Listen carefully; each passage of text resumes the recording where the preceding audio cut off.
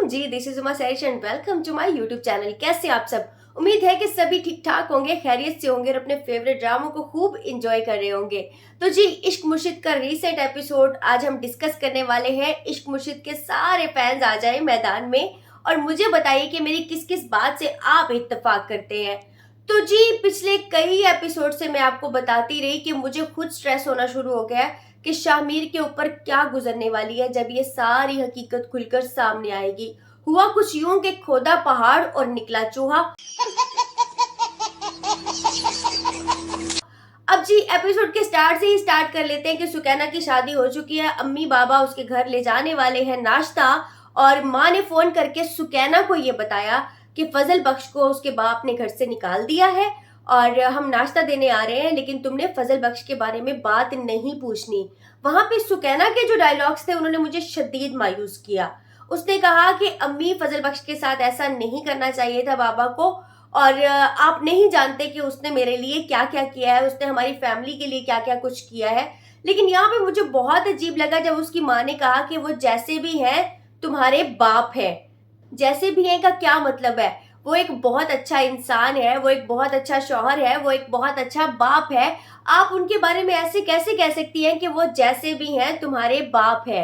सुकैना कहती है कि जी आप एक काम करें, आप फजल बख्श को साथ ले आए, अब्बू को घर पे छोड़ के आ जाए। यार व्हाट इज दिस? एक बंदा जो उसूलों का पाबंद है, जो झूठ नहीं बोलता, जो सच का साथ देता है, जिसने सारी जिंदगी हलाल कमाया है और अपनी बेटी को पढ़ा लिखा कर, दोनों बेटियों को पढ़ा लिखा कर उसने बड़ा किया है, आज वो बेटी कह रही है कि मेरा नाश्ता लेकर फजल बख्श के साथ आ जाए, बाप को साथ मत लेके आए। यार आपको बाप की कोई एफर्ट नजर नहीं आई? चले जी, शामिर ने बहुत बड़ा काम कर दिया, तुम्हारी शादी करवा दी, तुम्हारे लालची फुफ्फो को राजी कर दिया और तुम्हारे लालची शोहर को भी राजी कर दिया, और तुम अपने घर में आ चुकी हो। चलो मान लेते हैं उसका बहुत बड़ा एहसान है तुम्हारे ऊपर, लेकिन तुम्हारे बाप का तुम पे कोई एहसान नहीं है। वो तुम्हें दुनिया में लेकर आए, तुम्हें पैदा किया, तुम्हें पाला पोसा बड़ा किया, कितना कुछ किया तुम्हारे बाप ने तुम्हारे लिए, तुम्हें उनका कोई एहसान नहीं याद आया? ये बड़ा अजीब सा डायलॉग था, मेरी तो समझ से बाहर है ये कन्वर्सेशन। तो उधर शामिर परेशान है और शामिर ये सोच रहा है कि अब इस मामले को किस तरह से खत्म करना है और कैसे अपनी हकीकत खोल के शिबरा को बतानी है। लेकिन इससे पहले वो चला जाता है उसकी फुफ्फो के घर में मिठाई और नाश्ता लेके अपनी बहन को मिलने के लिए। पहले मुलाजमीन अंदर जाते हैं, मिठाई अंदर जाती है और उसके बाद फजल बख्श अंदर आता है। फजल बख्श कहता है कि मैं चाह रहा हूँ सुकैना से मिलने, और सुकैना से मिलने वो उसके बेडरूम में जा रहा है और उसका हस्बैंड वहीं पे खड़ा हुआ है अपनी माँ के साथ, और माँ उसको कहती है कि उल्लू के पट्टे जाओ जरा पीछे जाकर चेक करो कि वो तुम्हारी बीवी से क्या बात कर रहा है। सेंसिबली भी देखा जाए तो वो उसका सगा भाई तो था नहीं, तो उसके बेडरूम में जाना उसका इस तरह से बनता नहीं था। दूसरी बात यह कि ऐसे बने हुए भाई को अगर वो रूम में जा भी रहा है तो शौहर को साथ जाना चाहिए। यार इतने तुम लोग खुले दिमाग के हो, मेरी तो समझ से ये सारी कहानियां बाहर है जो भी चल रही हैं। अच्छा जी, फजल बख्श के जाने के बाद होती है सुकैना के अम्मी बाबा की एंट्री, और उनको ये समझ नहीं आ रहा कि इसके ऊपर इतनी नवाजिशात कहाँ से हो रही है, मेरी बहन को ये सब कुछ कौन दे के जा रहा है कि शादी पर भी इतना खर्चा कर दिया और अभी भी मेरे आने से पहले नाश्ता और गिफ्ट्स और मिठाइयाँ पहले से इनके पास मौजूद है। किसी भी कहानी की उनको समझ नहीं आ रही। वहां पे उनको पता चलता है कि जी फजल बख्श यहाँ पर आया था, तो वो ऑफिस में कॉल करके कह देते हैं कि उसका तबादला करवा दो। अपनी तरफ से वो उसको दूर करना चाह रहे हैं शिबरा से। लेकिन यहाँ मुझे एक और बात की भी समझ नहीं आई, वो ये कि एक अंडरस्टैंडिंग फादर दिखाया गया है शिबरा के पापा को। तो शिबरा के वालिद ने उससे पूछने की जहमत भी नहीं की कि यार वो अगर तुम्हें पसंद है तो इस मामले का कोई हल निकाले, किसी तरह से हम सोचें। जबकि वो सारी जिंदगी ये बात कहते आए हैं कि मेरे लिए दौलत इंपॉर्टेंट नहीं है, मेरे लिए इज्जत इंपॉर्टेंट है।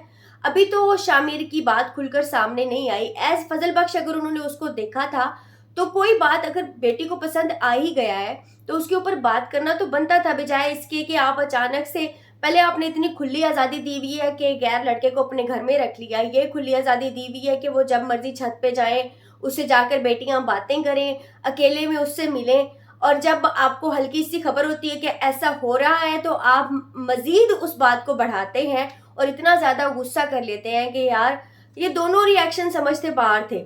उनका गुस्सा भी समझ से बाहर था, उससे पहले जो खुली आज़ादी दी हुई थी वो सब कुछ भी समझ से बाहर था। तो खैर शिब्रा अब फजल बख्श से फ़ोन पे बात करती है और वो कहती है कि आज हम शाम को मिलते हैं, और शामिर ने सोच लिया है कि सारी हकीकत वो उसको बता देगा।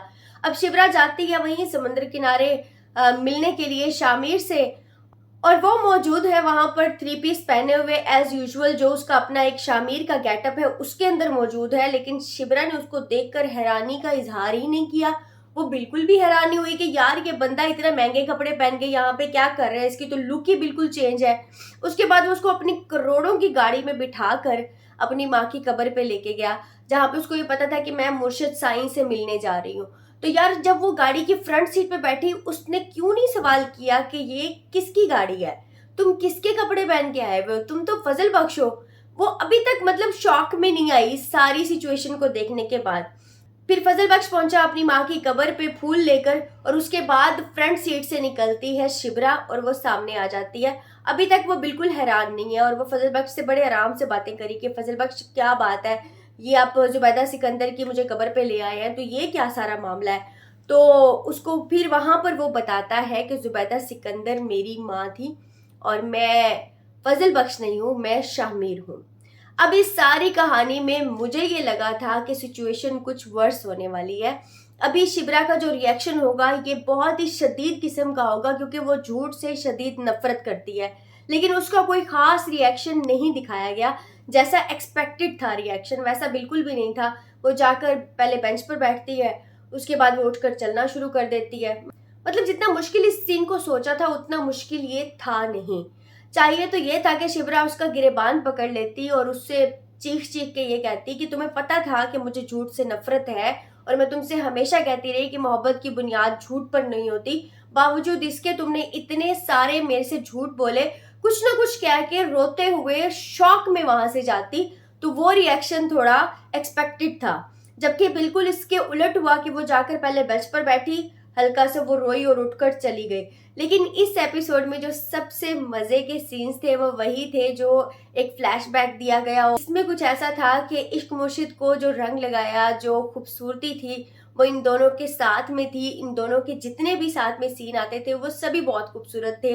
मोहब्बत, शरारत, हंसी मजाक, जो कुछ भी फजल बख्श और शिब्रा के दरमियान में हुआ वो बहुत ही खूबसूरत था। वो साथ में अच्छे लगते थे, छत पे बैठे हुए बहुत अच्छे लगते थे, बातें करते हंसते। तो ये सारी चीज़ें ऑडियंस ने बहुत ज़्यादा मिस की थी, तो ये उनके लिए बहुत अच्छी बात थी कि उसको दोबारा से रिकॉल किया गया। अब शिब्रा सब कुछ सोच रही है कि ये सब कुछ झूठ था, फजल बख्श की हर बात झूठ थी।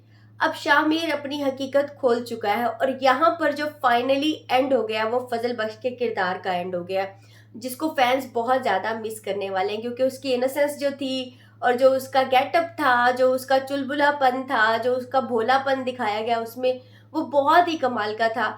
मैं यही कहूँगी कि बिलाल ने अपना 100% दिया यार, बहुत अच्छी एक्टिंग की है। जिस तरह से वो स्विच करता था ना शामिर से फजल बख्श में और फजल बख्श से शामिर में, ड्रेसिंग के साथ साथ उसके एक्सप्रेशन चेंज होते थे, उसकी एक्टिंग चेंज होती थी, उसकी लाइफ बिल्कुल चेंज होती थी। तो ये उसमें बहुत ज़्यादा खूबसूरती से उसने अदा किया है। और बहुत सारे फैंस इस बात को मिस करने वाले हैं कि अब फजल बख्श मजीद किसी भी एपिसोड में उन्हें देखने को नहीं मिलेगा।